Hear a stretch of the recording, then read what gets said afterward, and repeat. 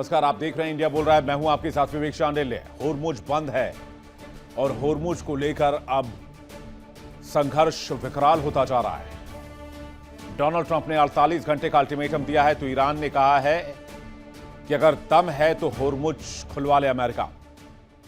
यानी 48 घंटे के अंदर कुछ बहुत बड़ा होने जा रहा है। डोनाल्ड ट्रंप का काउंटडाउन शुरू हो चुका है। घड़ी की सुइयां क्या मौत का फरमान लिख रही हैं। अमेरिकी राष्ट्रपति डोनाल्ड ट्रंप ने ईरान को लास्ट वार्निंग दी कि सिर्फ 48 घंटे के अंदर अगर स्ट्रेट ऑफ होर्मुज के दरवाजे नहीं खोले तो इस इलाके में प्रलय ला देंगे।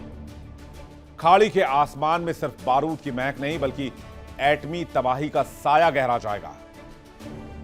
तो ईरान ने पलटवार किया और कहा कि अमेरिका के पास जितनी ताकत है वो लगा ले और होर्मुज खुलवा ले, हम तैयार हैं। ललकार और पलटवार की इस कहानी में होर्मुज फंसा हुआ है और ईरान ने कह दिया है कि होर्मुज ईरान के खून के आखिरी कतरे तक नहीं खुलेगा। यकीन मानिए, यह युद्ध विश्व युद्ध की पटकथा लिख रहा है। ट्रंप का बयान पूरी दुनिया की धड़कनें बढ़ा रहा है कि ट्रंप 48 घंटे के अंदर क्या करने वाले हैं। ईरान ने खुलकर कह दिया है कि अमेरिका जितनी ताकत है उसका इस्तेमाल कर ले, होर्मुज को तो हम नहीं खोलेंगे। अमेरिका की प्लानिंग साफ है, अगर पारंपरिक युद्ध से बात नहीं बनी तो दूसरे विकल्प भी आजमाए जाएंगे। तेहरान की स्ट्रैटेजी बिल्कुल क्लियर है। होर्मुज से सिर्फ अमेरिका और इजराइल के शिप्स नहीं गुजरेंगे, बाकी सबको जाने दिया जाएगा। और अगर अमेरिका में ताकत है तो वो अपने शिप्स निकाल के दिखा दे। इधर G7 देशों ने ईरान के खिलाफ मोर्चा खोल दिया है। उधर फिनलैंड ने 22 देशों की सेना के साथ होर्मुज को जबरन खुलवाने का मन बना लिया है। वहीं दूसरी तरफ ईरान ने M2 पावर लगा दिया है। यानी मोस्तबा का खौफनाक इरादा और उसकी 4000 किलोमीटर तक मार करने वाली मिसाइलें अमेरिका को चक्रव्यूह को भेदने के लिए तैयार है। ईरान पहले ही कह चुका है कि अगर उसकी ऊर्जा सुविधाओं पर आंच आई तो वो पूरे मिडिल ईस्ट में अमेरिकी कंपनियों और आईटी नेटवर्क को शमशान बनाकर रख देगा। यानी लड़ाई अब सिर्फ सैन्य अड्डे की नहीं रह गई है। एक तरफ अमेरिका ने धमकी दी कि होर्मुज खोलो वरना आ रहे हैं 48 घंटे के अंदर, तो तेहरान ने कहा कि जितनी भी कंपनियां ऑपरेट कर रही हैं मिडिल ईस्ट में और इस इलाके में, एशिया के इलाके में जहां तक ईरान के मिसाइलों की रेंज है, चाहे वो इजराइल में हो चाहे वो मिडिल ईस्ट में हो, हम सबको ध्वस्त कर देंगे। यानी 23 दिन की इस लड़ाई में अब सबसे खतरनाक मोड़ आने वाला है, जहां दूध का दूध होगा और पानी का पानी, और लड़ाई अब आर पार की छिड़ने वाली है। करेंगे इस सिचुएशन को डिकोड और 48 घंटे में क्या होने वाला है इस पर करेंगे सबसे बड़ी इंटरनेशनल बहस। दुनिया भर से मेहमान हमारे साथ जुड़ेंगे। हिंदी में एक बहुत मशहूर कहावत है, खिसियानी बिल्ली खंभा नोचे। कुछ ऐसा ही मिजाज इस वक्त व्हाइट हाउस के नजर आ रहा है। अमेरिकी राष्ट्रपति डोनाल्ड ट्रंप ने ईरान को लेकर वो ऐलान कर दिया है जिससे मिडिल ईस्ट में धड़कनें बढ़ गई हैं। अमेरिका ने 48 घंटे का अल्टीमेटम दे दिया है। ट्रंप ने साफ कहा है कि अगर 48 घंटे के भीतर ईरान ने होर्मुज से पाबंदियां नहीं हटाई, होर्मुज का रास्ता नहीं खोला, तो फिर खाड़ी में तबाही की नई कहानी लिखी जाएगी। अमेरिकी मिसाइलों का रुख ईरान के पावर प्लांट्स की तरफ होगा। ईरान में वो तबाही मचाएंगे जिसकी झलक अभी तक ईरान ने नहीं देखी है। ट्रंप यहीं नहीं रुके, उन्होंने दो टूक चेतावनी दी कि हमले की शुरुआत ईरान के सबसे बड़े पावर प्लांट को खाक में मिलाकर की जाएगी। तो तेहरान का फौरन पलटवार आया। तेहरान ने कहा अमेरिका के पास जितनी ताकत है वो लगा ले और होर्मुज अपने लिए खुलवा ले, क्योंकि ईरान का दावा है कि होर्मुज बंद नहीं है। होर्मुज का रूट सिर्फ 2 देशों के लिए और उनके सहयोगियों के लिए बंद है। यानी कि अमेरिका और इजराइल के शिप्स यहां से नहीं गुजरेंगे और जिस भी देश ने अमेरिका और इजराइल की मदद की है उनके शिप्स को भी यहां से नहीं गुजरने दिया जाएगा। तो अमेरिकी राष्ट्रपति को तेहरान डायरेक्ट ताकत की चुनौती दे रहा है, पूरा जोर लगाने की चुनौती दे रहा है। डोनाल्ड ट्रंप 48 घंटे की बात कर रहे हैं। क्या है डोनाल्ड ट्रंप की चेतावनी और तेहरान का पलटवार, इसको समझने की कोशिश करते हैं। आइए देखते हैं। 48 घंटे के अंदर होर्मुज स्ट्रेट खोल दो वरना तेहरान देखेगा सबसे बड़ी बर्बादी। आदेश ना मानने पर सबसे बड़ा हमला होगा, यह कहा है डोनाल्ड ट्रंप ने। ईरान के बिजली घरों को तबाह कर देंगे, एनर्जी सेक्टर को खत्म कर देंगे। हमले की शुरुआत करेंगे सबसे बड़े पावर प्लांट से। अमेरिका ईरान को नेस्तनाबूद कर देगा। अमेरिका कह रहा है ईरान की नौसेना खत्म हो चुकी है, वायुसेना खत्म हो चुकी है, ईरान की मिलिट्री कमजोर हो गई है, ईरान के पास बचाव का कोई रास्ता नहीं है और ईरान हमसे समझौता करना चाहता है। लेकिन इस सवाल का जवाब कोई नहीं दे पा रहा है कि अगर ईरान के पास ना आर्मी है, ना नेवी है, ना एयरफोर्स है, तो फिर होर्मुज किसने बंद किया हुआ है? होर्मुज को बंद करने की वो ताकत कौन सी ताकत है जो ईरान के पास है? तो क्या डोनाल्ड ट्रंप झूठ बोल रहे हैं या फर्जी दावे कर रहे हैं? इसे समझने के लिए आपको थोड़ा सा फ्लैशबैक में आना होगा। अमेरिकी राष्ट्रपति के बयान को एक्सरे करके देखना होगा, क्योंकि डोनाल्ड ट्रंप जब धमकी देते हैं तो वो कई बार धमकी दे चुके हैं और जब से जंग की शुरुआत हुई है तब से ही नहीं, उससे पहले से ही डोनाल्ड ट्रंप बार बार धमकी देते आ रहे हैं। अब डोनाल्ड ट्रंप के बयान की टाइमलाइन और धमकी की टाइमलाइन भी देख लीजिए। मैं पहले की बात नहीं कर रहा, अब 28 तारीख से ही देख लेते हैं। 28 फरवरी 2026 अमेरिकी सेना ने ईरान में बड़े युद्ध अभियान शुरू किए। फिर डोनाल्ड ट्रंप कहते हैं कि वो कभी परमाणु हथियार नहीं रख पाएंगे। फिर कहते हैं ईरानी लोग सरकार पर कब्जा कर लें और रिजीम चेंज कर दें, अमेरिका मदद के लिए आ रहा है। अमेरिका मदद के लिए भी पहुंच गया, लेकिन कोई रिजीम चेंज तो हुआ नहीं और ईरानी लोगों ने ऐसा किया भी नहीं। 1 मार्च 2026 उद्देश्य पूरा होने तक ईरान पर कार्रवाई जारी रखेंगे। 2 मार्च 2026 हमें अनुमान से काफी ज्यादा कामयाबी मिल रही है और पता नहीं कहां मिल रही है, लेकिन मिल रही है। आज की तस्वीर भी देखकर ऐसा नहीं लग रहा कि ईरान पर बहुत बड़ी कामयाबी ट्रंप को मिल गई है। 3 मार्च को कहते हैं कि ईरान के पास परमाणु हथियार नहीं होना चाहिए। 5 मार्च को कहते हैं कि ईरान के टॉप लीडरशिप को खत्म कर दिया। यह दावा सही था, उन्होंने आयतोला अली खामनेई को एलिमिनेट कर दिया, उनको मार गिराया। 9 मार्च को कहते हैं कि युद्ध का मकसद पूरा हो गया है, ईरान के पास कुछ बचा ही नहीं है। तो मैं इनसे पूछना चाहता हूं कि अगर ईरान के पास कुछ नहीं बचा है तो फिर ईरान लड़ाई कैसे लड़ रहा है पिछले 25 दिनों से? 11 मार्च 2026 कहते हैं ईरान में टारगेट करने लायक कुछ भी नहीं बचा है और अब 48 घंटे का अल्टीमेटम दे रहे हैं, कह रहे हैं ईरान में कुछ नहीं बचेगा। तो फिर 11 मार्च को जो कह रहे थे क्या वो झूठ था? 12 मार्च को कहते हैं स्थिति तेजी से बदल रही है और ईरानी शासन को भारी नुकसान हो रहा है। 13 मार्च को कहते हैं हमारे पास कोई विकल्प नहीं था, हम हमला नहीं करते तो ईरान हमला कर देता। लेकिन अमेरिकी एंड काउंटर टेररिज्म चीफ जो केंट ने इस बात को कहकर इस्तीफा दिया कि ईरान से कोई थ्रेट नहीं था और उन्होंने अपने चीफ के पद से इस्तीफा दे दिया। या तो जो केंट झूठ बोल रहे थे और इस्तीफा देते वक्त भी झूठ बोला, या फिर डोनाल्ड ट्रंप झूठ बोल रहे हैं कि हमारे पास कोई विकल्प नहीं था, वो हम पर हमला करने वाले थे। ये बातें कॉन्ट्राडिक्टरी कैसे हो सकती हैं? 16 मार्च को दावा करते हैं कि ईरान के ऊपर बिना किसी रुकावट के ऑपरेशन जारी रहेगा। 18 मार्च को कहते हैं कि अमेरिका ने ईरान को बहुत अच्छा सबक सिखा दिया है। फिर 18 मार्च को कहते हैं कि ईरान को दुनिया के नक्शे से ही खत्म कर देंगे। 19 मार्च को कहते हैं कि किसी को उम्मीद नहीं थी कि ईरान कतर और अन्य खाड़ी देशों पर हमला कर देगा। आपको उम्मीद नहीं थी, लेकिन मैंने यहां पर इस चैनल पर इस शो में लगातार दर्शकों को बताया कि अगर मिडिल ईस्ट में एक भी बुलेट अमेरिका ने फायर किया तो ये पूरा रीजन जलेगा। आप मेरे शोज उठाकर देख सकते हैं। मैं लगातार 3 महीने से यह बात कह रहा था, लेकिन डोनाल्ड ट्रंप ये बात नहीं समझ पाए क्योंकि उनके पास इतनी बड़ी एजेंसी है, CIA जैसी खुफिया एजेंसी है, दुनिया की एलीट खुफिया एजेंसीज में जिसे काउंट किया जाता है। तो ये एक और झूठ था। 20 मार्च 2026 अमेरिकी सैनिक भेजने की कोई योजना नहीं है, यानी कि बूट्स ऑन ग्राउंड करने की कोई योजना नहीं। 21 मार्च को कहते हैं अमेरिका होर्मुज नहीं खुलवाएगा, जिस देश के शिप फंसे हुए अपना अपना देख लें, हमें होर्मुज से कोई लेना देना नहीं, हमारे पास पर्याप्त मात्रा में कच्चा तेल है। अब कहते हैं कि 48 घंटे का अल्टीमेटम दिया, होर्मुज खोलो। कभी कहते हैं नहीं खुलवाएगा, कभी कहते हैं खोल दो। 22 मार्च को कहते हैं 48 घंटे में होर्मुज नहीं खोला तो हम प्रलय ला देंगे। तो डोनाल्ड ट्रंप कब क्या बोलते हैं, क्या दावा करते हैं, क्या खबर बताते हैं, उनको खुद ही पता नहीं होता।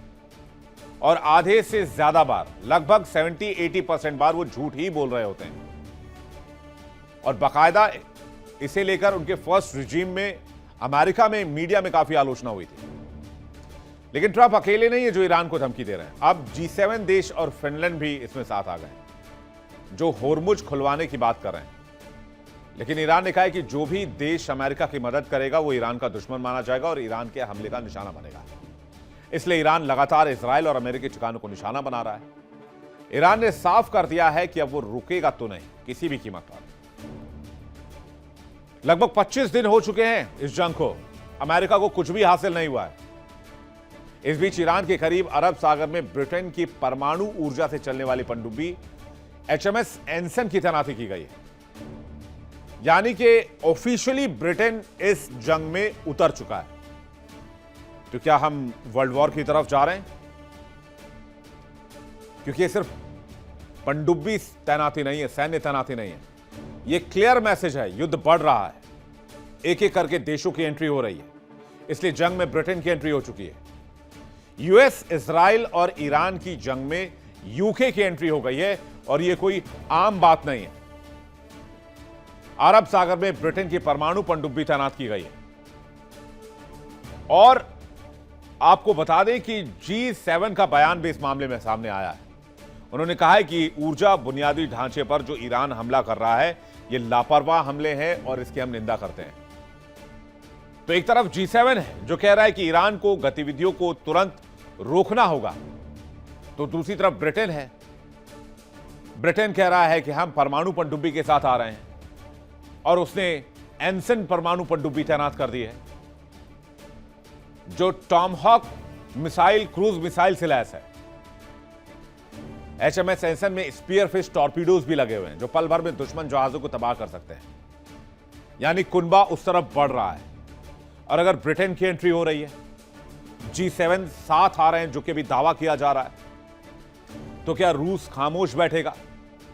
रूस ने पहले ही अमेरिका को, डोनाल्ड ट्रंप को कह दिया कि मिडिल ईस्ट में जो आपने आग लगाई अपने निजी फायदे के लिए, उसको हम बर्दाश्त नहीं करेंगे, वो गलत हुआ है। चाइना अलग स्ट्रैटेजी से देख रहा है कि वो अमेरिका को कैसे पुश करे, पीछे धकेले। चाइना अप्रत्यक्ष तौर पर पहले ही ईरान की हेल्प कर रहा है। तो जाहिर सी बात है इसका दायरा बढ़ रहा है और अगले 48 घंटे बहुत क्रूशियल होने वाले हैं, क्योंकि ट्रंप की धमकी के बाद ब्रिटेन के पनडुब्बी की तैनाती होर्मुज स्ट्रेट को गर्म कर रही है।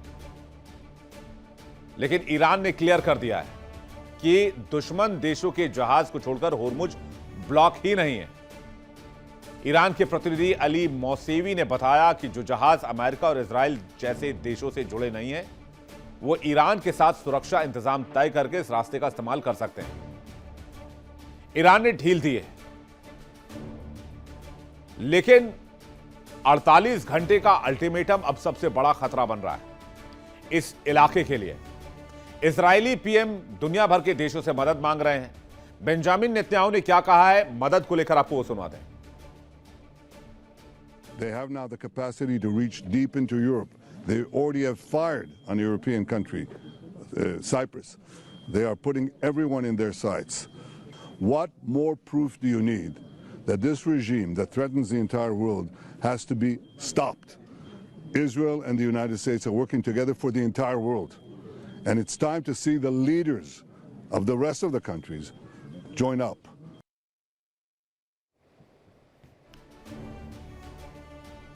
तो इजरायली पीएम हेल्प मांग रहे हैं, लेकिन 48 घंटे के बाद क्या हो सकता है?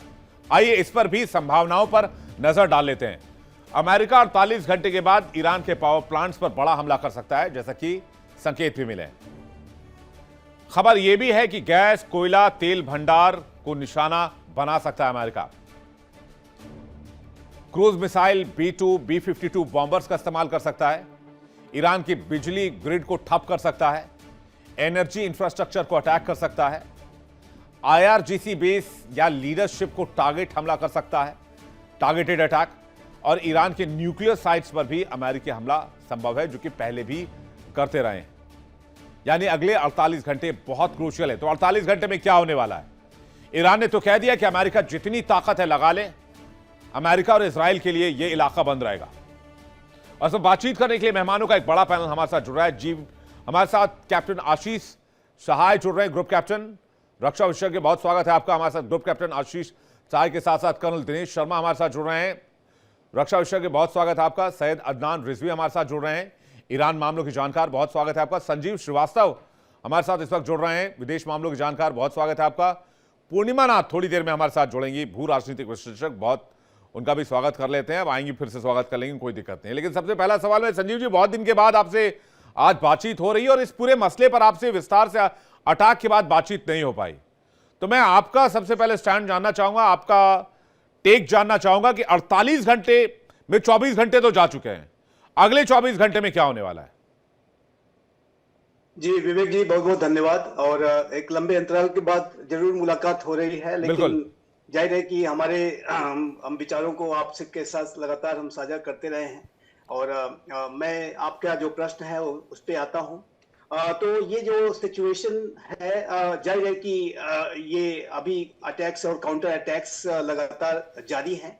और ऐसे में ये जो डोनाल्ड ट्रंप की जो चेतावनी है, 48 घंटे का जो उन्होंने अल्टीमेटम दिया था, जाहिर है कि वो स्टेट ऑफ हॉर्मुज के ब्लॉकेड को, जो कि एक सेलेक्टिव ब्लॉकेड है, उसको समाप्त कराने की संदर्भ में ये एक बड़ी चेतावनी है।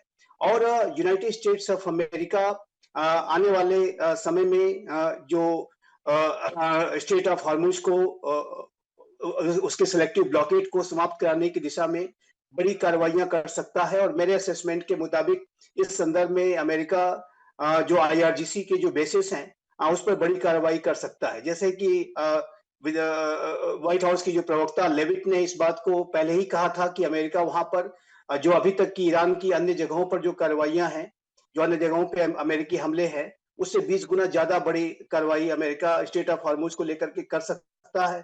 तो ये जो अमेरिका की द्वारा जो चेतावनी जो दी गई है वो जरूर एक गंभीर चेतावनी है। और आने वाले समय में अमेरिका कोई बड़े एक्शंस ले सकता है। हमने हाल के समय में भी ये देखा था कि अमेरिका अपने मरीन्स को इस पूरे क्षेत्र में भेज रहा है। यूएसएस ट्रिपोली जो एम्फीबियस असॉल्ट शिप है, उसको भी यहाँ पर अमेरिका ने भेजा है। तो ये जो सिचुएशन है, ये निसंदेह आने वाले समय में काफी स्टेट ऑफ हॉर्मुज में अलार्मिंग स्थितियां पैदा कर सकती है। और पूरी स्थितियों को लेकर के पूरे अंतर्राष्ट्रीय समुदाय की भी इस पर नजर है, क्योंकि स्टेट ऑफ हॉर्मुज सिर्फ United states of America Iran के बीच का विषय नहीं है, ये एक अंतर्राष्ट्रीय जो ट्रेड रूट है। और इस पर अगर कोई बड़ा एक्शन होता है, कोई अटैक काउंटर अटैक होता है, तो ऐसे में यहाँ पर जो सेलेक्टिव ब्लॉकेड भी है वो भी उसको भी मेंटेन कर पाना मुश्किल होगा। और ईरान जो कुछ शिप्स को, इसमें कि भारत की शिप्स भी शामिल हैं, लेकिन जाने की वहां से इजाजत दे रहा है, तो उस तरीके की जो मूवमेंट्स को भी करने में बाधाएं आएंगी। तो इसके जो इम्प्लीकेशंस होंगे, अगर यहाँ पर कोई बड़ा कॉन्फ्लिक्ट छिड़ता है तो ये ग्लोबल इम्प्लीकेशंस होंगे। लेकिन इतना कहने के बाद मैं विवेक जी आपके बड़े सम्मानित चैनल के माध्यम से, आपके बड़े सम्मानित शो के माध्यम से कहना चाहता हूं कि dialogue, diplomacy and de escalation is the best way forward. और इसकी तरफ ही आना होगा। अमेरिका पहले भी बड़े हमले कर चुका है, उसने बड़ी क्षति ईरान की इस्लामिक रिजीम को पहुंचाई है और काफी उसको डैमेज किया है, लगातार उसे डेसिमेट कर रहे हैं। और वही ईरान ने भी एक अच्छी फाइट दी है, इसमें कोई दो राय नहीं है। लेकिन ईरान और यूनाइटेड स्टेट्स ऑफ अमेरिका और इजराइल के बीच का जो कॉन्फ्लिक्ट है, इसका कोई मिलिट्री सोल्यूशन मेरे असेसमेंट के मुताबिक नहीं हो सकता। अल्टीमेटली, जैसा कि मैं पहले भी विवेक जी कहता रहा हूं, पहले भी इस बात को हम आपके चैनल पर भी डिस्कस करते रहे हैं कि ये जो पूरा जो विषय है उसके संदर्भ में सहमतियां बनानी होंगी, विजडम को बनाना होगा, एक दूसरे को समझना होगा, एक दूसरे का सम्मान करना होगा। निगोशिएटिंग टेबल पर बातचीत के माध्यम से ही, डायलॉग और डिप्लोमेसी के माध्यम से ही इसका एक समाधान निकल सकता है। और समय आ चुका है। पहले भी अगर ये आता तो ज्यादा अच्छा था, लेकिन अब इतना तबाही बर्बादी होने के बाद भी यदि अभी भी विजडम प्रिवेल करे और दोनों ही पक्ष नेगोशिएटिंग टेबल पर बैठे और इस्लामिक रिजीम भी अपने अप्रोचेस में एक परिवर्तन लाए, सकारात्मक परिवर्तन लाए, सभ्यताओं के बीच में संवाद की बातें फिर से आगे बढ़े, बातचीत के जरिए हल निकलेगा, ये बात तो दुनिया जानती है और भारत ने भी लगातार इस बात को रिपीट किया है। प्रधानमंत्री मोदी ने भी कहा है कि आप बातचीत के टेबल पर आइए और इस तरह बेतरतीब हमलों से कोई फायदा नहीं होने वाला। सैयद अदनान रिजवी का मैं रुख करूंगा, उनसे ये जानना चाहूंगा कि ईरान ऐसे वक्त में क्या करेगा। जी बिस्मिल्लाह रहमान रहीम। सबसे पहले तो ये जो बयान है, इस बयान को हम देख लें कि ट्रंप साहब का जो बयान है इसके कई रुख हैं। पहला तो ये कि इनके बयान की अहमियत कि पिछले इस 22 दिन की जंग में इन्होंने अपने बयान को कितना बदला है। कभी वो आते हैं, अभी 2 दिन पहले उन्होंने ट्वीट किया कि मैं जो है इस जंग से निकल रहा हूँ, मुझे स्ट्रेट ऑफ हॉर्मुज से कोई मतलब नहीं है, मेरा तुम्हारे से कोई फायदा ही नहीं होता है, जिसको तेल लेना है वो जाकर अपना बिल्कुल, हाँ, ये बात मैंने बताई अभी। हाँ, और अभी आकर कहते हैं कि हम जो है उसको खुलवाने के लिए 48 घंटे का अल्टीमेटम दे रहे हैं। देखिए इंडिया डेली 24/7 अब आपकी स्मार्ट टीवी पर। इंडिया डेली मौजूद है सभी डिजिटल प्लेटफॉर्म पर लाइव और लगातार। इंडिया डेली 24/7 हर दिन राष्ट्र को समर्पित।